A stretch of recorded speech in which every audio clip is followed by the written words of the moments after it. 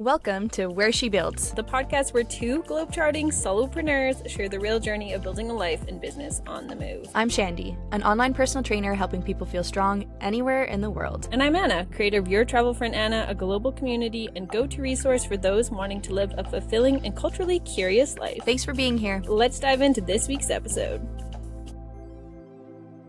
Welcome back, everyone, to the Where She Builds podcast. I'm Anna, joined always by Shandy. Good afternoon for both of us. Shandy, how are you? We're finally in the same country together. What is this? I know. Welcome to Canada, to us both.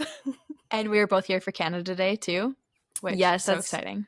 That is why, if you are an avid listener, that is why we did not have an episode last Tuesday, is because it was Canada Day. Canada Day. I swear I only speak English. And we took it as a holiday because in Canada it is a statutory holiday, and we followed Canadian holidays. So what did you do for Canada Day since you were here? Yeah, I went golfing with my family and it was so much fun. Because in Europe, golfing isn't really a thing, or it's more of like, well, in the Netherlands anyways, it's more of kind of a prestigious thing. So then when I tell people, oh, I'm going golfing over there, they're like, what? Because I think you need also a, what do you call it? Like not a membership or something, but a license to golf, something like that. In the Netherlands? I'm not sure. Yeah, something like that. Like you need to take lessons and stuff before you can actually go onto the field, from what I've been told. That could be a complete lie, so anybody listening that's from the Netherlands, let me know if I'm lying or not. But yeah, so then in Canada you can just go onto the golf course and do whatever you want to do, and it was really fun. So I was with my parents and then Patrick, my boyfriend, and we just had a whole day. It was actually a Canada Day tournament, so we haven't golfed in like a year, and then we were in this tournament. Didn't win anything. Okay. But we played best ball, so that was fine. Okay, that's pretty good. And also I do think, yeah, some golf courses in Canada are like membership only, so you have to know someone who's a member. But there are some that are public. This sounds like it was maybe public, or you have access to it. There's, yeah, like in smaller towns and stuff, you can just go into, or even in the mountains, I think they also have ones that you can just go into. And if you book a time slot or whatever, you can just go in. But yeah, there's for sure, I think in the bigger cities, there's ones that you definitely need the membership to go in there for, but mostly smaller towns, you're fine. Yeah, nice. Yeah. So good. And what did you do? Good. So I was in the town of Courtenay in British Columbia. It's part of the Comox Valley, which is kind of like a tri-city little area. And I floated down the river, and I was going to say what river it was, but I actually don't know. The Comox River, I guess. It was so fun because you can bring tubes, and it has like small rapids. So they're not really rapids, but there are some rocks, and like you did get splashed, but it's quite chill. Yeah. And there was lots of people out. So it was, a fun day. I mean, I was also packing because I had been based in that destination for 2 weeks. So I was packing up all my stuff again after doing a lot of laundry. And so packed all that up, went tubing, came home, showered, and then I drove up to where I am recording this, which is in Campbell River. So Look it up on the map, people. Because Shani didn't even know where I am. I am what we call Up Island. I am on Vancouver Island. So it's like West Coast, waterfront. It's pretty beautiful. Special area up here. Yeah. Oh, that's so That cool. is what I did. So it didn't feel as amazing. Oh, and I saw fireworks. So Campbell River had some pretty decent fireworks. So we went down to one of the parks, and it was like 20 minutes at least. Really? Campbell River's not a big city, and I was quite impressed. Wow. Yeah. Wow. I was asleep during the fireworks here, so. Are you like that 5-year-old? Nah, I'm sure you had a client early the next day. That's why. Yeah, honestly, I was so beat because our fireworks in Hannah here, where I'm staying right now, they do the day before. So June 30th, they do the evening before. And then I was just bagged. So I was like, I'm just going to sleep. And I slept through, I didn't hear anything. Apparently it happened at 11:30, just sleeping. Shani's like dead out. I'm sure it was beautiful. I've never heard of them doing fireworks the day before. Yeah. Yeah. Very interesting. Yeah, so they did the day before, and then usually everywhere else is the day of course. But no, I don't know why they do it. But. And then just before we started to press record, we were just like, hey, how's it going? Because I feel like I've been missing you because Yeah. we have become normalized to seeing each other online once or twice a week. And I was like, wow, it feels weird to not talk to Shandy for 2 weeks. I know. I was thinking that too. Which was like a beautiful thing because we were both taking more vacation time and actually getting to do some adventures and stuff. So I guess when I don't talk to you, like cool things are happening outside of the microphone, but I miss talking to you. And then you just told me, I said, what do you want to talk about on this? And you're like, oh yeah, like just the road trip we did in Iceland for a few days. And felt like a baby bomb drop, like so casual. So explain this to me. Yeah. Well, when we were looking at getting the flights to Canada this time, we were just, of course, looking for cheaper ones. And then there was a really cheap one from Reykjavik in Iceland to go to Calgary. So we thought, we'll just book that one. And then Pat and I have been talking for quite a few times the last couple times we've been going to Canada to see if we can do some layovers or something to make it a little bit more fun, like kind of more, I don't know, vacation-y, because when we're here we're also working, and back in the Netherlands we're also working. So if we wanted to have a little bit of time to do something together, so then cheap flight, and then we're like, oh, let's just book the flight from Amsterdam to Reykjavik 2 days before. And so we had a 2-day layover in Iceland, and it was super cool. Super cool. I would highly recommend it. It felt a little bit Canada-esque with all the mountains, and like nature, and very beautiful, but a lot greener. Obviously, like where I'm from, it's more prairie, so everything is usually quite dead. But it is green now, though. I was going to say, it's quite green. Pretty flat, and there's a little bit of hay growing around you. Yeah. Yeah. But I think we've had a lot, well, they've here have had a lot of rain recently, so it's quite green. Yeah. Nice. But yeah, Iceland, amazing. So many waterfalls. So did cool. you rented a car, or like you did van life for a couple days? No, we rented a car, and then we just booked a couple of Airbnbs. Yeah. Nice. So it was super cool. Yeah. Yeah. We picked up the car at the airport, and then we just were looking at a couple of different places to go. So we did, I think, 3 waterfalls in one day, and we did the Black Sand Beach, and we did a little plane crash wreck. We could go visit there, and it was just super cool. And an old crater that's 6,500 years old. Saw some geysers explode or erupt. So very cool. Yeah, very cool place.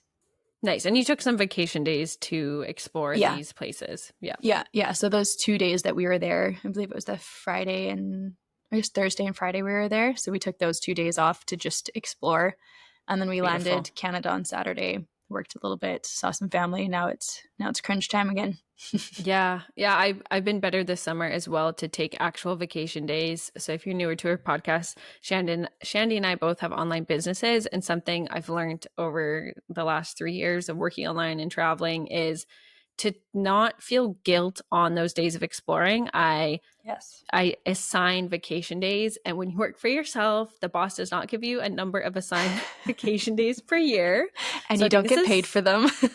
No. So I think this is like, maybe, of course I have some days where like I work less or I work more, but these were like dedicated. So I think I've just taken off like 5 or 6, and I feel very disconnected from my laptop. So, but it's good because then you can actually play the tourist card, not the nomadic card, and get to maximize your 2-day layover. Yeah. Well, and that's the thing is, as an entrepreneur, as owning your own business, you always have a little bit of that guilt behind, like, oh, you're seeing these amazing waterfalls and you're thinking, oh crap, I didn't do this. I should have done this, or I have this on my mind. And you just have to be back in the moment to think, okay, put it to the side, keep doing what you're doing, like enjoy the scenery. You're only here once, but it's really hard to put the work behind if you're constantly, because also in your personal time, I feel like that it happens all the time. You're thinking about work, you're doing this, and there's nothing that stops it. You need a stop button. Yes. And I've been putting out of office. So even on Friday, I've got a 3-hour drive and then a 2-hour ferry ride. I'm doing it all alone. So in that context, I don't have the chance to be passenger princess and answer emails. So I will be putting an out of office, as I've been doing. And I literally just say, today's a travel day. I'm away from my laptop.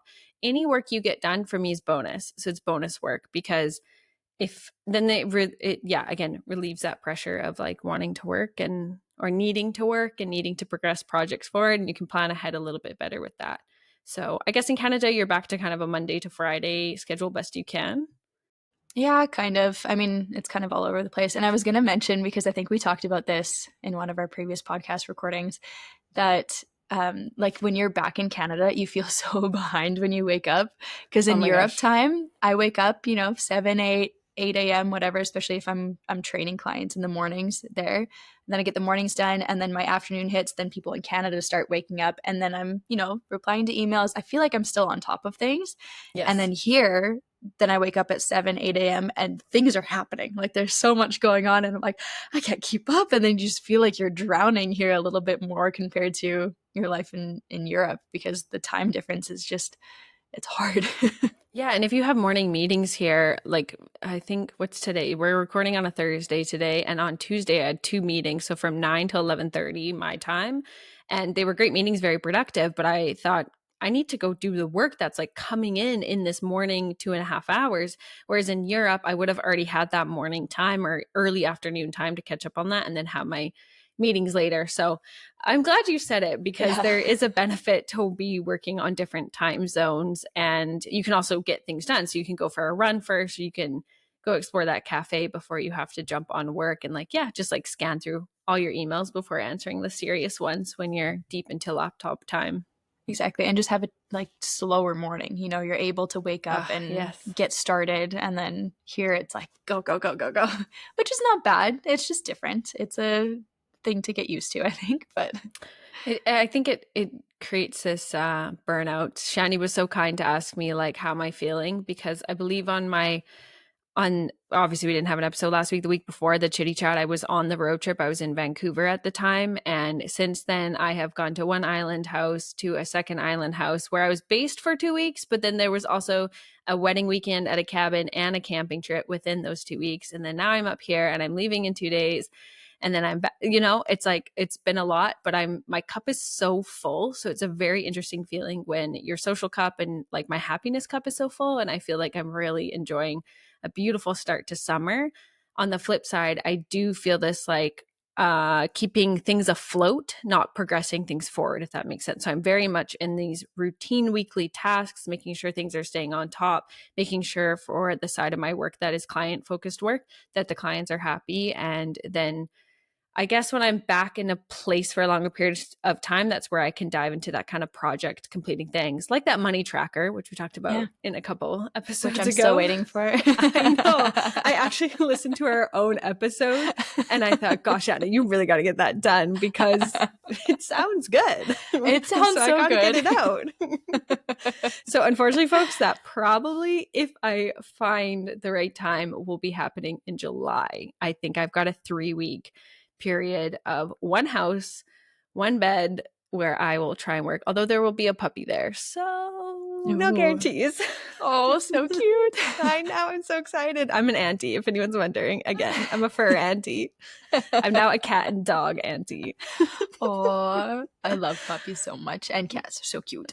Love Okay, I it. don't like cats, but this No? cat I've Really? No. Did you not know this What? about me? No, I didn't know that. So one, I am allergic, and I recently got tested. I think the last time I was tested, I was 12. So when I was back in Calgary for a longer period of time, I decided to get my allergies tested. Shout out 403 Allergy in Calgary. Great clinic, super cool clinic. You should go there, Shandy, honestly, because I know you have a list of allergies as well, definitely environmental. So I went to get just environmental done, and cats was like the strongest thing still. For me, it's kind of itchy eyes, itchy nose. Summertime, I'm sneezing so much right now as well. But my brother's cat is okay. I've come to enjoy Sushi the cat. That's the cat's Sushi. name. Sushi. I love that. I've come to admire Sushi. I can touch Sushi now, and like we're friends. But I don't think I've like ever picked up a cat. Like they're just really? not. What, Yeah, Anna? I mean, I've been in Really? Turkey, Albania, Montenegro, where there's cats everywhere, and I just don't go near them. Okay, but I don't want to be rude, but they're kind of gross. Those ones, like, because they're like some dirty, and they're well, on they the live street. outside. They're street cats. Yeah, They're like exactly. purposely, like they kind of have homes. Like there's always one person that's feeding them, and they kind of live in these neighborhoods. But yes, they are street cats. Yeah. But these, I don't even. Yeah, I don't touch. See, I'm a all. cat person. I would choose a cat over a dog. But are you not allergic to them? I'm allergic to everything. Okay, I'm allergic great. to cats and dogs. But I just, just pop an allergy pill and then I can breathe. It's fine. Oh, I think. But I love cats. Oh, I'm gonna go like so sideways tangent, but in preparing for this wedding weekend I just mentioned, I was helping with like some of the pre-event prep, and we went to Costco, which is like the biggest grocery store in North America. And then I was like, I should check out quickly while we're here, because you would need a membership at Costco, of course, what the allergy pills are. If you got a Kirkland brand, which is the Costco brand, allergies, it was 200 tablets for $10. Yeah, that's what I have here. So in the Netherlands, if you That's buy crazy. allergy pills, it is stupid expensive for like, Cute. you know, the, what is it? Reactin, Yeah. Claritin. Well, I turned So around and the Netherlands- Reactin, same amount, $70. So I thought, if Yeah. these don't even work, I'm investing $10, not 70. Yeah. Yeah. You like exactly. them though? And they work. They work very well. Okay. Yeah, Okay. very well. They Also, make you a North little bit sleepy. American. Yeah. Okay. Do But- they? Yeah, but I have a hack for it. Do you So take if them at night? Yeah, exactly. And then you sleep well. I may have been doing that lately. Nice. Yes. Because I did take them one day, and full transparency, I had a beer in the afternoon, a patio beer. So I was like, is it the beer, the one No. beer kind of thing that makes me, ooh, but I crashed at 6:30. I took half an hour nap. My friends were like, are you okay? You're like, actually, no, but thank you. Why are you taking 6:30 nap? And yeah, so then I've been taking them at night because they're 24-hour. But you know what's funny is today I took it in the morning because I forgot last night. So You're right gonna now we're need doing coffee. okay, but I might crash. I think I'll have my afternoon coffee like I usually do anyway. Yeah, it's might be necessary. No, take it at night, like you said you've been doing. You sleep Okay. really well, and then the morning you wake up, lots of energy, and you're not allergic to anything. It's great. Okay. Win-win. Consult your Win-win everywhere. doctor. Do not. We are not please. medical people. No. Let's just we're just two girls with allergies. Just saying what we're Oh. doing. Oh my god, this whole camping trip too. There's been so much happening. Yeah. This camping trip too. My sister sings this song all the time. You know the Single Girl song by Reba McEntire? I don't know what the actual title of the song is. Just a No. single mom that works 2 jobs and loves her kids. Okay, so we use it for everything. So I'm camping with a couple. They're setting up their tent together, and I've got my tent. Just a single mom setting up her tent. Don't know how the poles work, but she'll figure it out. And so it's like everything I'm doing, I'm always like third wheeling, fifth wheeling, seventh wheeling. Yeah. So anyway, just a single gal with allergies, you know? Just trying to make things work. Oh my god. Shandy's crying. I'm crying. She's wiping. It hasn't happened in so long, but now I'm crying. She's gonna come out of the I thought I was podcast and her doing so family's well. gonna ask okay? why she's upset. I think this is one of the first times though, because full transparency, I am somebody that as soon as I laugh, I cry, and I've been That's doing so good. really well on this podcast. And if I'm laughing, my tears haven't come out, but that single one just got me. No, you should. It was.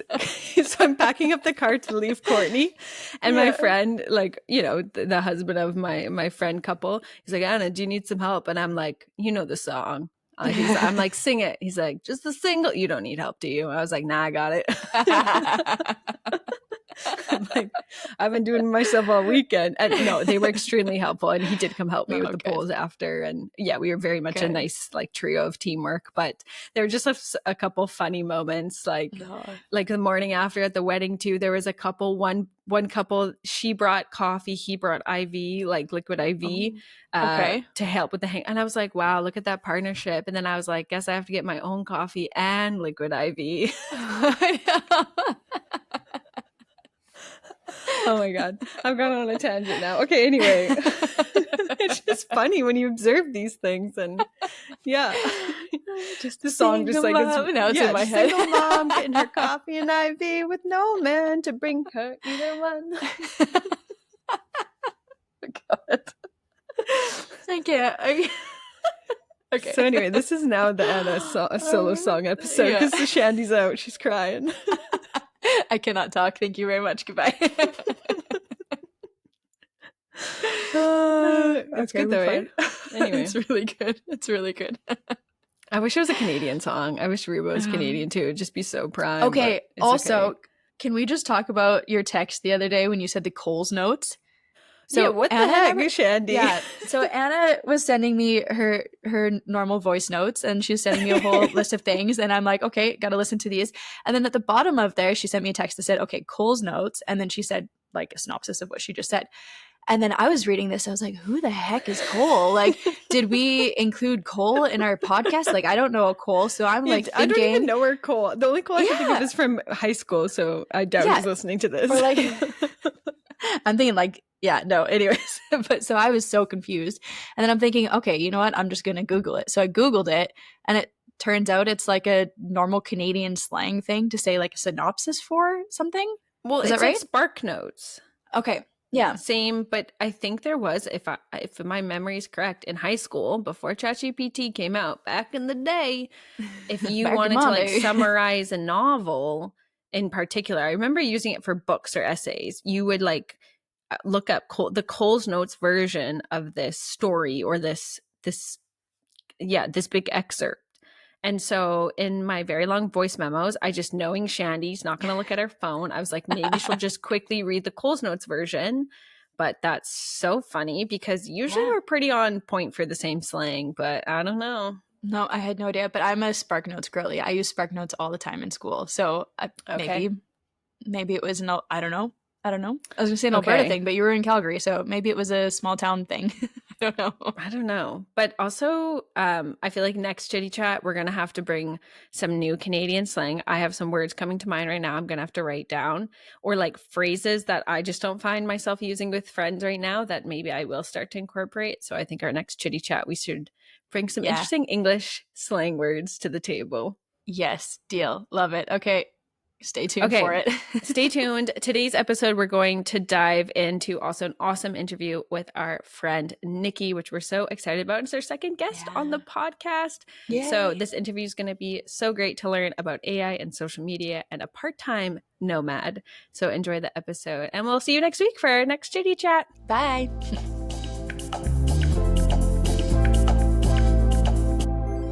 Nikki is a founder of the Part-Time Nomad Club, which supports what it means, a part-time nomadic lifestyle and the pursuit for travel while pursuing your own project. She was the founder of a traveling salsa company, teaching people how to dance all over Ireland until the pandemic forced her to change that path.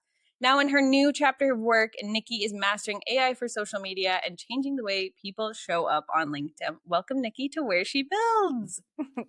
Thank you. Thanks for having me. Amazing. My pleasure.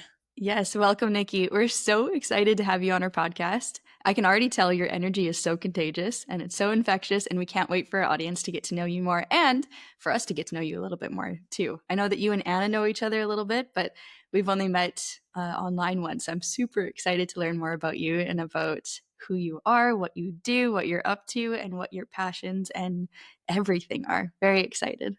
Nice. I'm glad to be here. And Nikki, where are you joining us from today? Because I'm in British Columbia, Canada. Where are you coming from? Near Dublin in Ireland. Nice. Wow. I love when someone with an accent says Ireland, because I feel like I butcher it. My accent is kind of mixed up. Yeah, it's because I'm originally from the UK, but I've lived in Ireland for many years. So some words have the Irish twang, and then some words have the Birmingham twang. Wow. The Birmingham. The Birmingham, yeah. I do like that too. Definitely the place names. Well, there we go. So we have a mix of an accent. So if any Irish people are listening and they're wondering why your accent isn't, they're like, what's going on? Yeah, or Australians, because they seem to say, oh, you're from Australia. And I'm like, actually, no. Actually, to be honest, I thought that when I heard you, I was like, Australian maybe. So you can pass for whoever you want to be today. Exactly. Great. Citizen of the world. So we briefly touched on your first business in our little intro there. And one of the reasons I think we bonded so quickly, and maybe on our YouTube video, I can pull up the video if you're cool with it, of us dancing in Bulgaria together.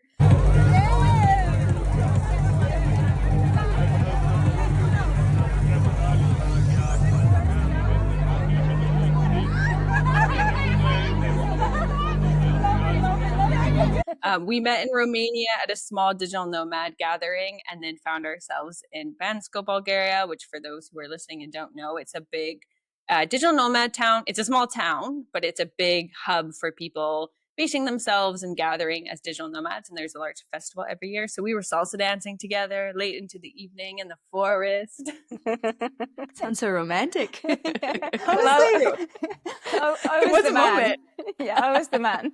Yeah. I was so, but finally, because I come from a dance background, I've never been able to partner dance, because when most people, I just need to go to Latin America or South America is really what needs to happen. But like no one can lead. And then they're like, you're the dancer, you can lead. And I'm like, no, I don't partner. Then she meets me and I'm like, come on, let's go. The perfect match. It was so fun. It was quite the moment. Okay, so you obviously can dance salsa, and your first business was about teaching people all over Ireland how to dance, which we love to hear about this a little bit, because it obviously is a big part of your story, and if it didn't exist, it wouldn't be where you are today. So maybe share a little bit about that and the entrepreneurial journey. That word is hard. About your salsa business. Yeah, so I mean, it was kind of like a full circle moment in some ways. So way back when I first ever finished high school, I actually became like an aerobics instructor and did that for about 4 years. And I ended up doing that freelance. And then I went out of that and went into university, studied Spanish and Latin American studies, went to South America, fell in love with like salsa, and then went and moved to Ireland. So at that point, I was kind of looking for a new kind of thing for me. And I knew that I couldn't be in the office. I did know that at that point, that kind of like heavy admin work or anything repetitive wasn't for me. Flashback, like 2008, I think it was. I started my salsa business with my partner, and we just used to travel around and teach salsa, and it was super popular because it was kind of new here. And we ended up doing that for like 12 years all over the country. Well, mainly the south of the country, the southeast, southwest. Yeah, so it was really, really a fun time. Do miss it. And when the pandemic hit, you know, it was kind of like a loss, because one day we had a business and the next day we didn't. So yeah, that's kind of the base of it. Wow. It's so cool. I know. I think it's so cool, because I think also, I guess I just don't picture salsa in Ireland initially. Yeah. So I'm glad that you brought some South American flavor there, and it seems like people were very interested in it. And I'm guessing because of the pandemic, of course, you couldn't be with people, especially touching people. Maybe you can share why post-pandemic there wasn't the choice to continue the business, and kind of how that shifted into a career change. For it sounds like you and your partner, because you were doing it together. So how did that, you decided not to pick it back up when we were allowed to hold hands again? Yeah, so yeah, it's a funny one, because it was kind of like you know, when something ends when you didn't want it to end, but then it ends up being like the natural ending. So it was kind of like just accepting that this moment, this chapter is done. And if I want to go back and kind of rebuild it, I can, but it would almost be, I didn't do any work online. So everything was in person. I only had people's phone numbers. I wasn't collecting emails. I wasn't running any socials, any ads, anything. It was all a word of mouth business. And then I did do some outreach, you know, through email, but none of the newsletter type style of things. So I was a non-digital person. So I had no idea how to take my business online when COVID hit. So I kind of just said, you know what, it's a clean break. And as the months kind of went on, it was like 3 months, 6 months, 12 months. And here in Ireland, it went on for ages, that you weren't able to have like full classes. You weren't able to do things. You weren't able to travel. There were so many restrictions here that it got me thinking that actually, you know what, I really want to retrain in something else. So if I do decide to go back, then at least I have like a second kind of income stream, if you like, because everything was based in that. There was different things that we were doing, but everything was based in that, and the two of us were based in that. So it was extremely disruptive when that happened. So it was kind of like, lesson learned, won't do that again. Has to be like all different things, because you never know when the rug's going to be pulled from under you. I just decided that that's it. You know, I'm getting a little bit older, and how much longer physically can you sustain X amount of dance classes per week? You can, of course, in different styles, in different ways, but not so many to be kind of like a business, I guess. Unless you kind of get more instructors or start a studio or something. But that's not really what we wanted to do. So yeah, so clean break, retrain, Fast forward to 2025, kind of, Wow. and here we are. Wow. So how did you get into the world of AI? Because it's, from an outside perspective, very, very different from salsa dancing. And then you turn into AI. How did you choose it? Did you study it? How did you get into it? Well, it's a funny one because I kind of like to say I'm an AI native in marketing because it's crazy because I started my marketing career in, say, 2023 properly. It was just as all the AI work, kind of workflows, tools, what we being integrated into that work anyway. So first of all, I did go to the office, which was a big mistake. So just taking it back one more step, I decided to do like a master's degree in digital marketing. So I looked at a few different areas. So it was like, am I going to do like coding? Am I going to do this? And I was like, kind of like, I don't really like the coding world. It's a little bit too static for me, but maybe marketing might be okay because it's a little bit more, visually creative. You can do videos or you can do whatever, graphics, whatever, websites. There's loads of different areas I could have had a look in. So I decided to try doing that. The government were offering like free places on courses at the time. So I just, snapped it up, did it. It was fully online, which was awesome. But while I was doing that, I got a job in office in a web kind of, what's it called, a web design agency type place, doing the digital marketing for them. So I was like a digital marketing generalist, but that only lasted 9 months because unfortunately my hate of being in one's place came through big time, and I really couldn't stand it. Like the people were great, but not the environment of being in the same spot all the time. So I quit that. I didn't really have a backup plan. And at the same time, I was still finishing my master's though. So I kind of had a backup plan, I guess, but not a job. And at the same time, I started discovering about you guys, digital nomads and remote work, and how you can take these things out and about and do stuff and work from anywhere. Of course, I didn't buy into the laptop on the beach stuff, but I did think it could be an awesome way to live, and it would suit me if I did ever want to go back to like in-person dance. Then I could, because I could do that around it, and it just kind of worked in with my mindset.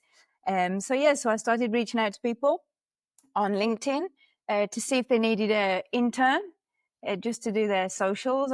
When I was at the agency, I really leaned into social, and that was my favorite area, social and content in general, website content, all of that kind of thing, short form, long form, all the different forms of that part of marketing, more than say ads or any other area. That was kind of like where I really enjoyed stuff. So I leaned into that, and I offered social media services and worked for a few different remote brands, nomadic brands, people that, that target digital nomads. That was really interesting. That then turned into paid clients. And then during that same time, I was able to get like 100% remote job full time at an online education company. So then I was doing like freelancing and the online ed company, all remotely. The company was here in Ireland, and they gave it like a 3-month allowance that you could travel. Amazing. So I kind of got into the whole let's take my job abroad movement. Yeah. Wait, Wow. there are so many points to that, like sharing so much of your question, story. though, did I? Well, Shandy, hold the question, because I think there's some things that I want to point out here. I think also coming from a creative arts and dance background, because my degree is actually in dance, so I feel very much related to you. And I think one tangent I have is, a person in their teenage years are looking at university, and they're deciding like, what should I do for school? And I just say, get a piece of paper, because I think, of course, like an engineer, a nurse, a doctor, a lawyer, there's specific schooling you have to do, but there are so many applicable skills in any career set that can shift and migrate and move to any kind of other business. So I think, although you clearly said you didn't have an online business, you just had phone numbers, you weren't doing newsletters, it sounds like you probably had no kind of CRM or customer database. You weren't maybe doing transactions or payments online. Like, it was all kind of this, we would call old school mentality. Yet you knew you knew the system of that all, because you had to have some kind of assistant administratively to run your business and to take on more clients as you guys were touring. So I think there's so many applicable skills as you become a freelancer or you dive into any kind of other business. And I just want to highlight that. I mean, it sounds like it was great that you had the opportunity to go back to schooling. So yes, one chapter ending and the government giving an opportunity as well to support educating yourself again into a new chapter, I think is a really interesting way that you took a bad thing and kind of made it awesome. So I admire you for like your tenacity to continue moving through what we all know is like a weird, what are we doing with ourselves in the world? Yeah, moment, she puts in quotations. And I think it's really strategic too that you took it. You make a very good point that AI started in 2023. And yes, if you were entering that division of the workforce, you wouldn't know it before AI existed. It was just always I'm sure it was part of your master's program as well because it was up and coming. Hey guys, it's Coach Shandy. Hope you're enjoying this episode. Just wanted to invite you to join me for one-on-one online training. If you've been curious about getting stronger and improving your confidence, you can hit me up on Instagram at Coach Shandy or on my website, www.coachshandy.com. Thanks and enjoy the rest of the episode. So Nikki, explain to us a little bit about what this part-time Nomad Club means and how you dove into it. So you shared that after you were teaching, you started to discover this world of, you categorized Shandy and I in it, which was very kind. So you're only a part-time nomad though. So explain to us what this concept means and your brand behind it. Yeah, so basically I have my base here in Ireland, which I really enjoy having a base. But I really, really like the people within the community that are called digital nomads, if you like, or traveling remote workers, or however they want to be defined or not defined. So basically, to begin with, if I'm really honest, it was just a way to connect. It was a way to connect with other people. Obviously, after the weirdness of 2020, to say 2022, or one or whenever it, subsided, it was a little bit lonely, right? It was kind of lonely. Yep. So it was nice to be able to connect with other people that were doing the same thing as I was, with people that were building things that would seem crazy to other people, but when you've traveled around Ireland dancing for 12 years for your living, it kind of didn't seem crazy to me somehow.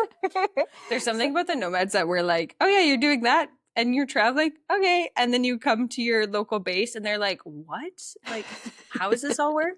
How is that even possible? Like, you're on vacation or holiday. How can you even, it's like, no, you're definitely not on holidays. You're kind of doing your thing. So yeah, it was basically through connection, for connection. And then obviously with my AI work and the social media work, people were asking about it. And I was like, well, what about if I just applied to speak at Bansko Nomad Fest? What about if I just apply? And if they say yes, then maybe I'll have something to offer. Maybe I'll have like a nice talk on AI social media. So I applied for it and I got it. And I just did my talk. It went down really well. Lots of people were obviously running businesses, solopreneurs, entrepreneurs, want to be business owners, or everything was kind of centered around that.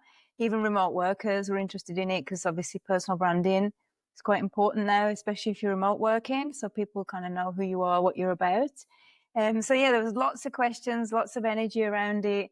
It went down really well. So I was like, okay, this is a thing now. This is what I need to be doing. I need to kind of use my kind of things that I've found out about AI and social media and marketing in general, and then bring it to people in talks, workshops, that kind of thing. So that's how the two kind of mesh now, I guess. That's what I do. Oh, yeah.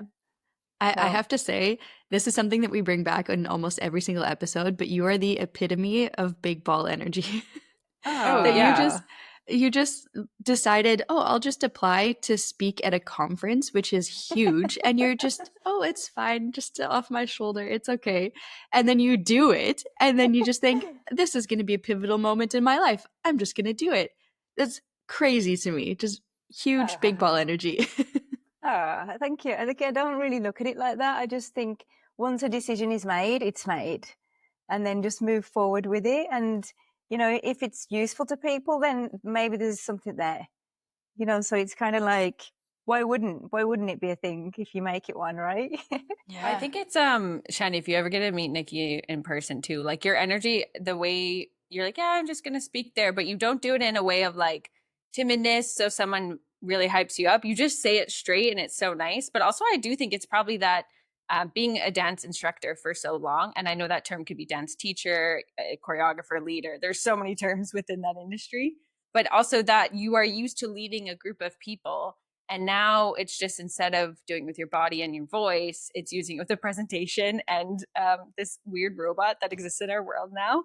But I think that a lot of those skills are still applicable where you're commanding a space and commanding a room, and just need to make it entertaining in a way to kind of take them through what used to be choreography and now is a different kind of maybe instructions of how to use AI to get to X result. And a different type of choreography. Yeah, actually, I like that. That's a very nice way of putting it. Yeah. Oh my God, dance! There's so many analogies that I could go off on. There's definitely, and I think like being able to do like it's definitely like a different skill set. And I'm not gonna lie, like that week in Bansko, I was crying, there was tears. I was overwhelmed, like before, during, after. Like it was a big deal to me to like stand up and do that, because coming from the non-digital background, you're not always respected as a dancer. You know, you can be put into a category of just like, you know, the low-paid fun people. So or you're just a dancer in air quotes. Yeah, you're just this, and it's quite disrespectful, you know. Yeah. So people. Yeah. Like yes, Anna knows. What did you do your degree in? And I'm like, fine arts. I'm like, how can I lie and not lie at the same time? And then they're like, oh, dance. So what did you do with that? And my answer back, sorry, I'm into it now. I said, what do you do with your piece of paper? And they're like, oh, I studied history and now I'm I don't know, they're like running a sheep farm or something. I'm like, look at you, like what's the difference? Well, that's it, because I always say, like, now I introduce my talks like, oh, I've got a master's degree in digital marketing, but I only mention it because I'm actually someone that uses my degree in my job. Yeah, no, I think it's very applicable.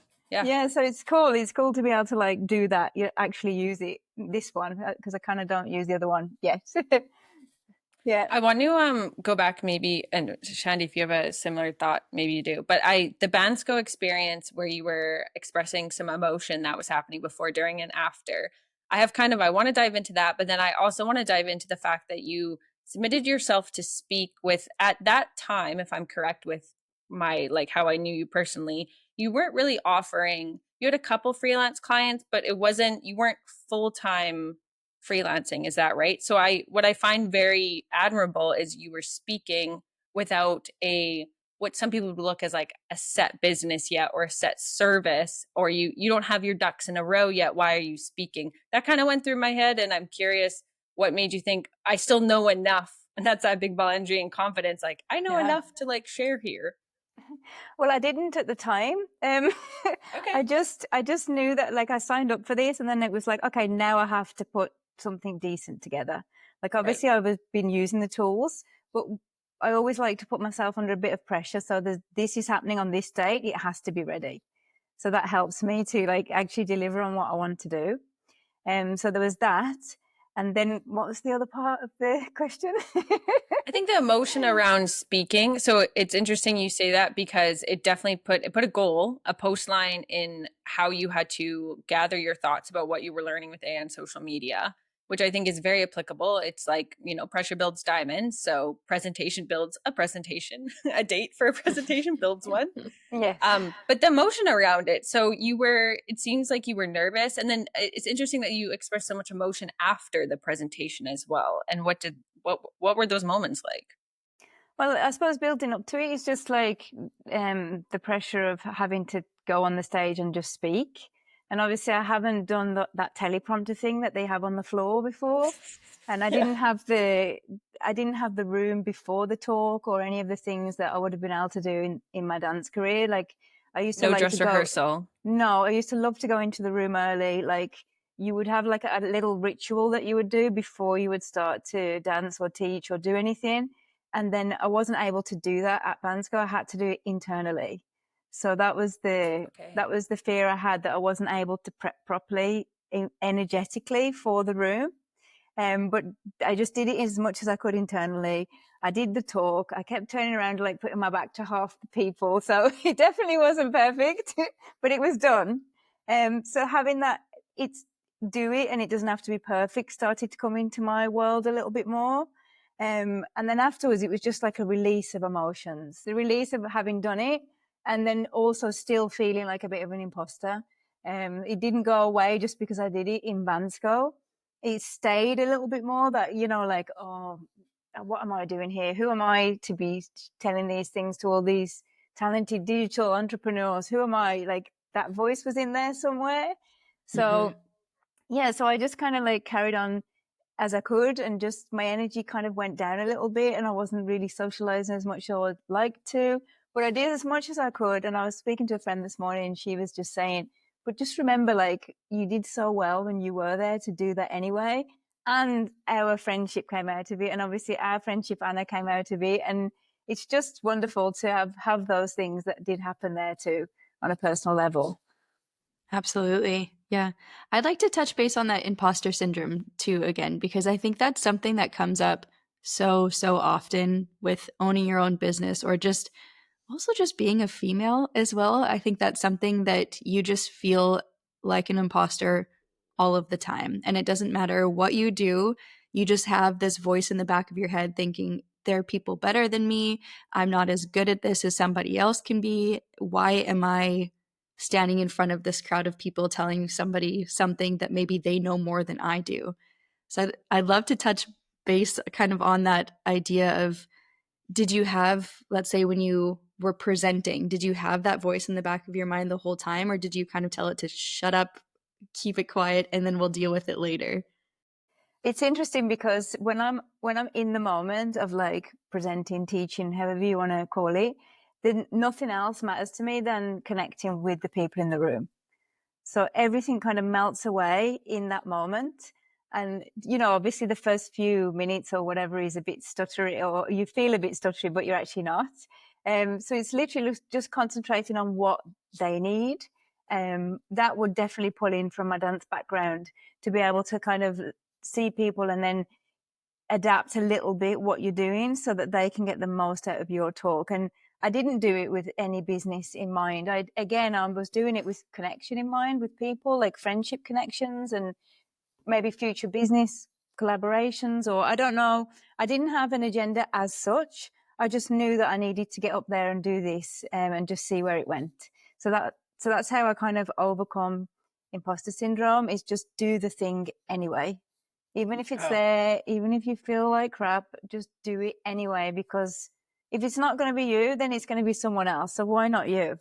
Right? Yes. Or me? I love this. And Shandy has perfect. I know. I'm like, okay, like let's screenshot, but we can't like screenshot that. I want some captions on the screen as we speak. And Shandy's spoken on stage as well, Nikki. So like, we definitely understand the imposter syndrome. And I like how you said you were there to build friendships, because I think maybe that helped in your presentation. Instead of thinking, I have to present and I have to get business out of this, I have to get clients out of this. Shandy has taught me in our 1.5 years of friendship to plant seeds. And so if it's a friendship seed to start with, like, again, Nikki, we met 1 year ago and here we are recording together, and I wouldn't have thought we'd be here 1 year ago, right? So it's planting little seeds. And I love that you took it as like a friendship thing and a connection building instead of networking, or I have to create certain business relationships. And I bet it made, I know in the dance world, or like in some presentation world, they'd be like, imagine the audience naked, and then that's how you can like relax. So it's like, if they're just your friends and you're like, hey, Anna, this is how you can make AI better, or like your social media better with AI, it becomes so much more relaxed in expressing it. But I can definitely relate to in the moment, all you're thinking about is the people and the presentation. And, it's kind of maybe similar to the runner's high of just like everything kind of gets blocked out, and you don't think of your phone, you don't think of your family, you don't think of your friends back home. You're just like, I'm locked in and I'm delivering this message. Locked and loaded. That's it. That's definitely it. And just that, like, my way of doing it is just, this is how I do things. I'm not like some guru or whoever else that knows everything.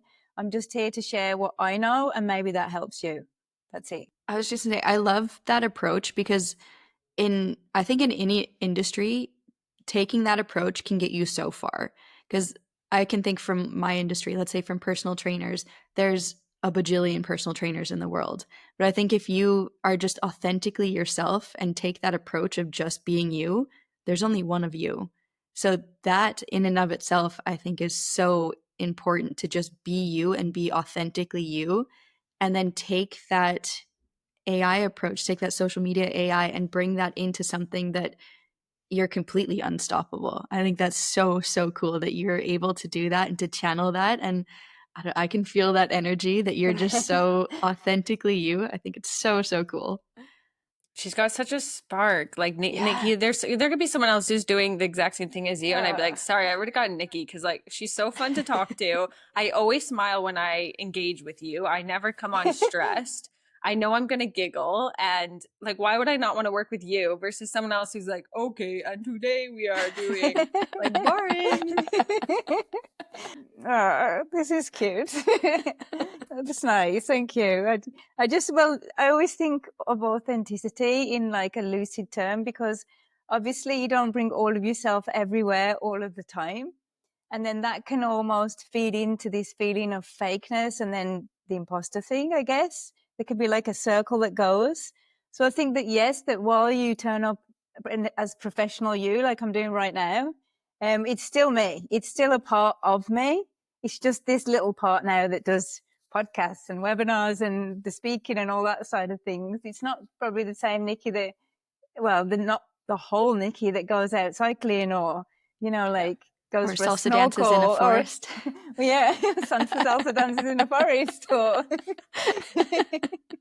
I think have you guys seen the trending reel right now where someone says my boyfriend's dating 4 women at the same time, and it's the same girl, but she is like that training for the Ironman. She's working corporate HR. She's like also trying to be a housewife and explore baking, and then I don't know what that, or like and then she's crazy and always upset. And so that came to mind because we all have that for sure, and like we only show different parts of ourselves when the right time is happening.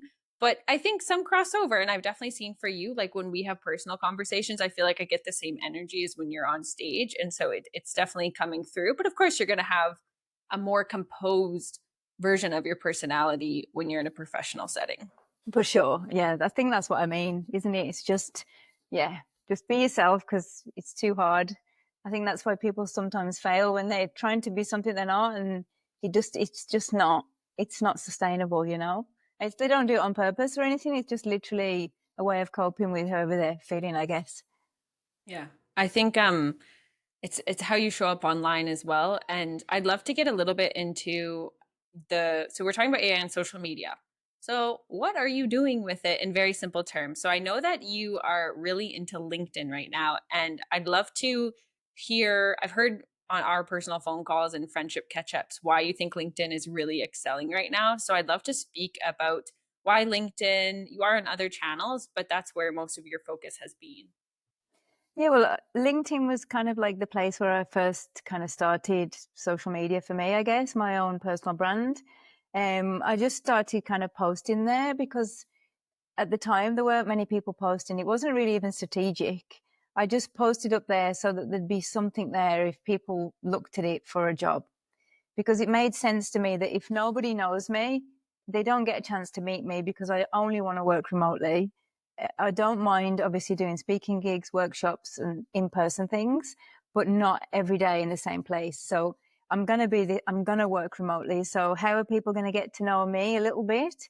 So I thought, rather than just post up, I got a new role or one of those posts, I was just kind of like, why don't I just post something about my trip? Or why don't I just post something about how I'm looking for a job, or where I am right now? Or so I started posting little things like that. I think it was 2022 or 2023, not that long ago.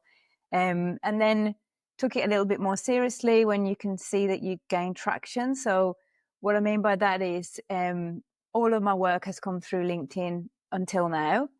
So just my full-time job was the person who hired me said, your LinkedIn is definitely a deciding factor that you're active on there. And to be fair, I wasn't even that active at the time. It was just there were posts up there and it looked, the profile looked decent. So there's that. And then just being able to reach out to people. You get to talk to people on LinkedIn that you wouldn't normally get to talk to if you're willing to put yourself out there. You can connect with the CEOs, the CMOs, the founders. You can DM them. You can ask them things. You can comment on their posts. It's this kind of like networking, if you like.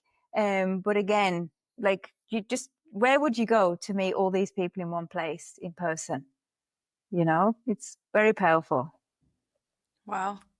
Yeah, I don't think there is anywhere you can meet such a broad range of experiences, job positions, yes, and the access to levels of people in it, the executives or the decision makers. I think that's a better term, the decision makers in a company or brand. The fact that you can just comment and they might see you at the right time, the right place is really interesting. And I like that you expressed it was a factor for them in hiring you in one of your positions, because I think anyone else in social media, it is the best portfolio you can use. And you can even, the thing that social media is so interesting, and Shani and I have talked a lot about this in our brands and our businesses, is like you can share anything. So the fact that you can share a post about not knowing what to post about, like that in itself is like, why am I struggling with like figuring out what to post about? And maybe I can use Shanti, you as an example, is I'm like, Shandy, I want to know what you ate for breakfast before you went to the gym. Like, it seems so simple, but I admire you. And I know that you are thinking about your nutrition as you are training, as you are working a full day with clients as well. So it's like, you are a human, and how are you showing up in your business that is related to people working? And Nikki, you are doing social media. So how are you showing up online as yourself? And yeah, just storytelling the process of trying to get a job. It's like this interesting circle, and I hope that made any sense. 100%. No, it definitely does. It definitely does. And then being able to use that then at my old job, I would help to source guests for the webinars and the podcasts. So obviously being online and commenting and being there and being present, that was enabled me to tap into some really like high profile marketers, if you like, to bring them in. So it was very beneficial for the company in the end that I was on there, so there's that side to it too, that you can network for the company that you're working for. And you can I used to post things that they used to have on their website on my profile, but from my point of view as well. So I did some of that employee advocacy, I guess, if you like. Yeah, so it was good. I find that really interesting from what I'm hearing about LinkedIn, because I'm not really on it, let's say. But I find it really interesting. She could use your help, Nikki. Yeah, I could use your help a lot. I'll book you in. No, but it sounds like a really interesting way that there's no power difference, let's say, because in Canada, I think we're very much, the power distance is very large, because if you have a job, you're not going to go to your boss or the boss's boss to talk about something that you have a question about. You're going to have to go through the steps of the ladder to talk to the big guy. That's the hierarchy still exists in the Western world. I think maybe stronger than some other cultures. Yeah, because I've also noticed that in the Netherlands, since living here, that the hierarchy or the power distance is a lot lower. So it's very, very easy to just go to your boss or something like that. But then LinkedIn sounds like it just completely erases that power distance. You can just message a CEO and maybe they answer. And you're just a quote unquote, I'm doing air quotes here, a nobody who doesn't, do something, but then you can email the CEO and then they can be like, oh, you're an interesting person. Let's have a chat. And then there's so many opportunities available for just a social media platform. Whereas I feel like in Instagram, TikTok, Facebook, those things, you don't really have that opportunity. So it sounds like there's a lot of opportunities that are available for LinkedIn that maybe people should be taking advantage of. I think so. I think what it is everybody shows up on LinkedIn. Well, not everyone, but most people show up in their best professional work selves. So they're not really going to be ignoring you or trolling you. There is some cases of that there. I don't think they realize that comments can be easily seen on their profile. Once you've commented, you can click into comments and read everything. And people do, to get an idea of who you are outside of your posts. But anyway, most people show up in the best form they possibly can. You end up having a conversation, and it benefits them if they're commenting under their post to your comment, if that makes sense. So, because it pushes it out to further people. We think, air quotes again. Yeah. So I definitely think there's an opportunity there. I definitely think if you are doing business or jobs or anything, why not set up a profile and start posting? I mean, just get a good selfie or a picture of yourself, post something like Anna was saying about your day, or you don't have to be the ultimate authority, if you like, on there, or the most professional, whoever. You can talk about your journey. So there isn't that pressure to like perform at a high level, as long as you're writing things that are interesting to people. And maybe you can touch on, I think this applies for someone working in a marketing position. What is your comparison of, maybe comparison's not the right word, but using your personal page? So let's say you have started a LinkedIn page for a part-time Nomad club. What's the benefit of someone posting from their personal page, so posting from the Nikki page, versus representing a brand and posting from what could be the part-time Nomad club? Because in some of my client work, I debate if we should be posting as the company or as the founder and the owner of the business. Have you seen any difference between that of the human versus the company pages? Definitely. Obviously, the human pages do way better, depending. So if you've got let's say personal brand for the human and then brand for the brand. So if you've got your personal brand page and you're starting from scratch, you're going to grow much quicker than you ever would on your brand page. I would always put the post up on your personal and then repost it on the brand page if it's sort of relevance for your job as such. So say for me, when I posted about a blog at my old job, I used to repost it on the brand account to show like employee doing something. Or if one of the other employees did a course, I would repost that on the brand account and just take their post and repurpose them, I guess, as is on the brand account. And then just make a little caption like, oh, this is the learning person from this department and this is one of the company values, and then go into the brand voice. So that's how I would have done it at the previous role. If you're starting a brand new brand account and you've got your personal brand, I would definitely do that. I would always repost your post to your brand account. And I would also just make your brand account like a little hub. So it's like a little hub where you post kind of your informational things, your educational things.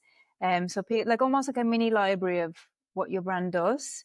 And then most of the energy then gets put into your personal brand, because that's where you're going to make connections, opportunities, and so on. That's where people are going to trust you, especially with AI. Yeah. I was thinking about that. Library came to my mind. I was thinking shop, but I was like, it's not quite, you don't want it to be so salesy. So yeah, library of a base place. As you change, that brand can still stay stationary. So if you're talking about something very personal, about your personal vacation to Greece and you learned something, or then your brand can stay consistent about what the business is about. So that was really great advice too for the repost. Amazing. Thank you. Cool. Yeah. Thank you. Okay, so what is next? Because I know that you have an Instagram.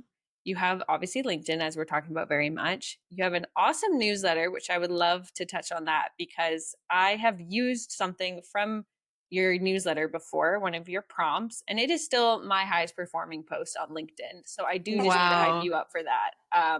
I took her advice, used it, and I will, I think all your material is really great. I think it's very interesting to learn prompts in AI and trying to learn them of how you can adjust them for your niche or offering. So I know that that's what you're trying to do to make it very generalized, so that someone can take the same kind of prompt and apply it in their niche or their feeling or what they're selling. So that's something I'm learning in the AI world, of how to take some of this marketing material and use it and ask the bots to do what I want it to do. So in your newsletter, maybe you can talk about that, what you're sharing, how often it comes out, how people can sign up, and how you're having fun with it. Because I think it is a little bit of a fun journey for you right now. It really is. Yeah, I actually love my newsletter so much. There's 55 subscribers, which I'm let's go. It's going to be 56 right after, because I'm going to sign up for it. Thank you very much. It's going to be when this podcast launches. There's going to be way so many. More. Yeah. But I'm super proud of it. It's something that I did where, people have to sign up for that and they choose to come. And like the open rates are between like 50 and 70%, depending. Amazing. Wow. So it is getting to the right people, hopefully. And I just that's where I mesh my part-time Nomad Club and my AI social media together. So beautiful. I might talk about where I just went, how I'm feeling about things. I also build in public. And so I talk about that. And then I always give like an AI workflow most of the time. That's what the point of the newsletter is. But sometimes there isn't one because that's real life. So it's just me saying sorry this week. Or then sometimes I'll add a bit of strategy in. Like if there's something really interesting that's happened on LinkedIn or Instagram. LinkedIn, obviously my main platform, Instagram, my secondary at the moment. So I'll just add something in like, oh, try this because, a while back carousel started blowing up on Instagram, for example. So I just pop that in and just say, oh, look, this is happening. Jump on it if you're creating content. Just a little tips. That's how everything comes in. So it's, I've called it remotely social.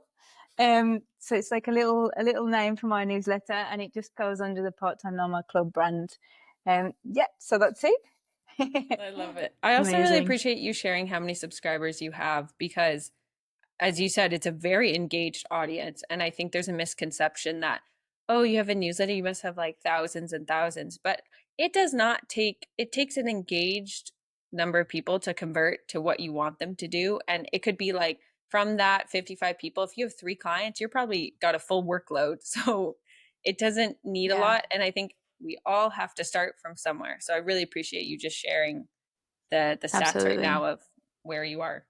And it should always be quality over quantity, right? Like you should always be focused on having a good set of subscribers instead of having, a bajillion people coming in and you're like maybe 1%. I don't know what the percentages should be, but like very low percentage reading it and then nobody opens it and then you're still back to square one. So it's really great that you're focused on the quality of the people and also the quality of the information that you're sharing. Like you're telling me what's going on in that newsletter and I'm immediately like, I want to grab my phone. I want to sign up. I want to get every single email that you're sending out because I think it's so beneficial to be able to get a little piece of your brain do you send it out every week? Yeah, I do most weeks. Yeah. Okay. So every Sunday it goes out. Yeah. Sunday evening. Okay. So every week I'm going to get a little piece of information from Nikki. I'm going to sign up for it right after this. Thank you, Shandy. That's nice.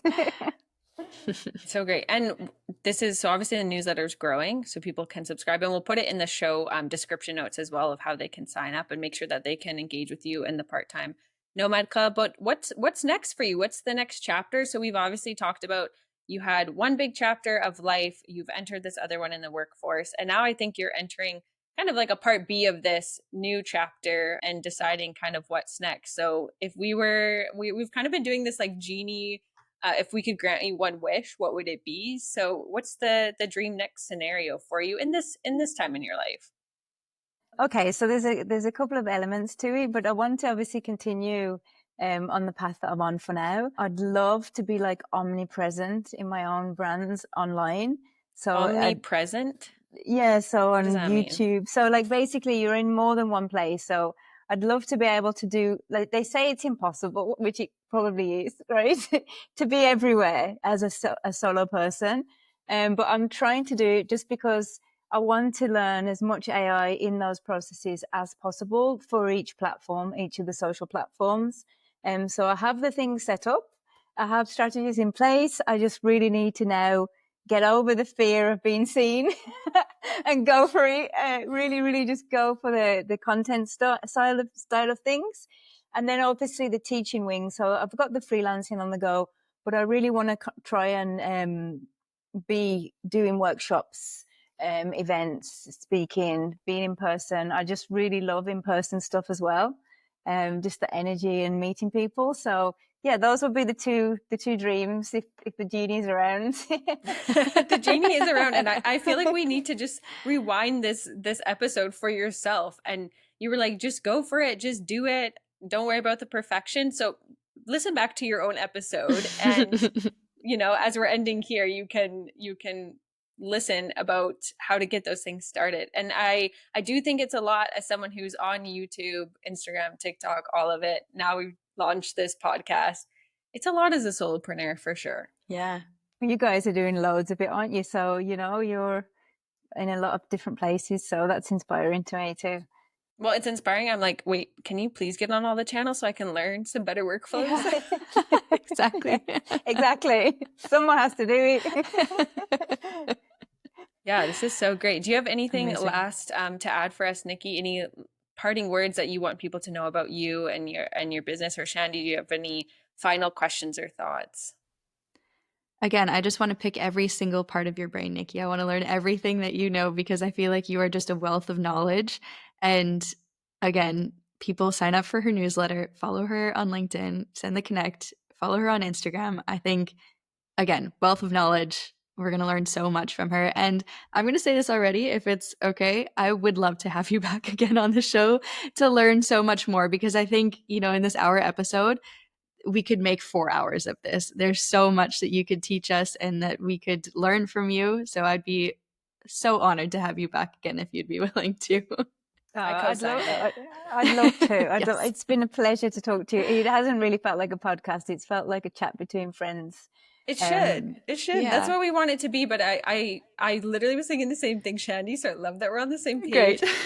Because I want to bring you back in maybe 6 months to a year's time as we listen back to this episode, and as you've learned on those channels, kind of helping a lot of the solopreneurs and people who are trying to build a brand or business, how we can help support them, especially some female founders, and showing up in these nomad places can be quite male dominant as well. So I just love that you're bringing, like, I hope at least half the speakers at some of these festivals are females and just show up because they're like, Nikki taught me how to do it all. Yeah. So. Oh, that'd be amazing. The dream, right? It will happen. It will happen. We're going to make it happen. So where can people follow you? Where can they find you? And even if some of these channels aren't launched, people will listen to this in the future. So where do you want people to find you on the internet? And you can find me at LinkedIn, at Nicola Gwillym on LinkedIn. You can... I'm only laughing because I don't think I can say her last name. So it's okay. It's Welsh. You can find me on Instagram at Part-Time Nomad Club, and my newsletter, Remotely Social, at Part-Time Nomad Club. So if you reach out to me, DM me, or reply to any of my emails, of course, everyone, I'll answer you. I answer everybody. So keep in touch. If you have questions, you know where I am. Yeah, and send her a connection request on LinkedIn and let her know that you found her through our podcast. It's a great starting part of a conversation, and it's a great way to connect with her and put some humanness to the connection point. So we are where real. She built. Yeah, you are. Oh, we could go so far into. There's definitely so much more we need to talk about on a future episode. So let us know in the comments if you enjoyed this. We are Where She Builds. You can find us on Instagram and YouTube and Spotify at Where She Builds. I am Anna, your travel friend Andy, always joined by Shandy at Coach Shandy. If you like this episode and you're listening on Spotify, make sure that you rate this show and give us a follow. It's really going to help to boost this and bring awesome guests in like Nikki herself. So thank you so much for listening, and we will catch you in the next one. Yes. Thank you so much.